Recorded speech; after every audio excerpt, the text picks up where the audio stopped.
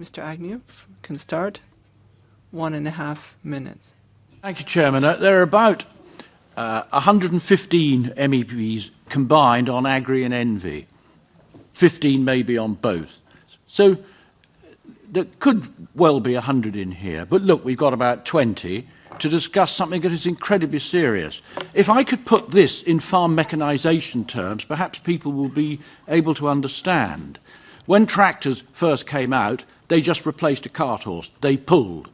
Then they developed into having power shafts and hydraulic services. This court judgment is as similar as saying to tractor manufacturers 50 or 60 years ago, thou shalt not use hydraulics in your tractors, thou shalt not have a power shaft. What would have happened to the European tractor industry then? Europe would have imported tractors. The seed on this legislation on plant breeding, our UK seed breeding industry just reacted with stunned disbelief. They could hardly understand why this had occurred. GM and GE are very, very different. In GM, you are introducing foreign DNA. This couldn't happen naturally. In gene editing, you are manipulating and stimulating the mutation process, which does happen naturally. That is the difference.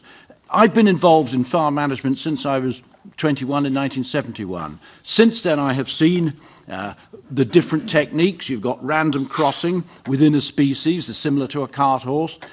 Doesn't get you very far. Then you've got selective breeding within a species. Well, you might get a bit of an improvement. Then they realized these things would mutate naturally. That gave them an opportunity. This is all they are trying to do, is trying to maximize on an opportunity and manage and control it. If this really does go ahead, that is the end, effectively, of plant breeding in Europe. And we will be importing food that has been bred using these methods. It is an absolute nonsense. It should be reversed. Thank you. I think I would like to, it wasn't a question, but I would like to clarify one aspect on a statement of MEP Agnew. You said we would be, as a consequence of this ruling, not producing sufficient food in Europe, but importing this food. Would be importing this food. Just to clarify, the consequences of this ruling apply no matter where the food has been grown. It will apply to food or seeds produced here in Europe, likewise as to those produced elsewhere and being imported.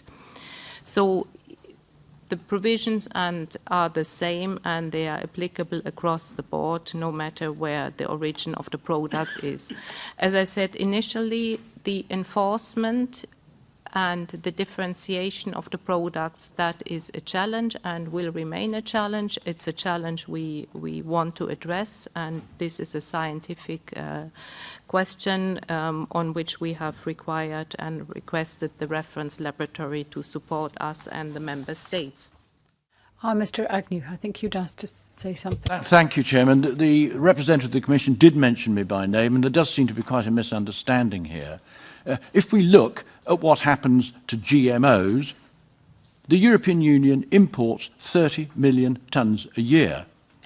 And if you're going to classify gene-edited crops in the same way as you classify GMO crops, we are going to start to see imports of gene-edited crops into the European Union. The two will go together. It is as simple as that. And I'd just like to point out that about 25 years ago, a technician held a bag of seeds in front of a ray gun and radiated all the seeds. They grew some of them. We got the variety of Golden Promise, which the organic farmers love to use. Thank you.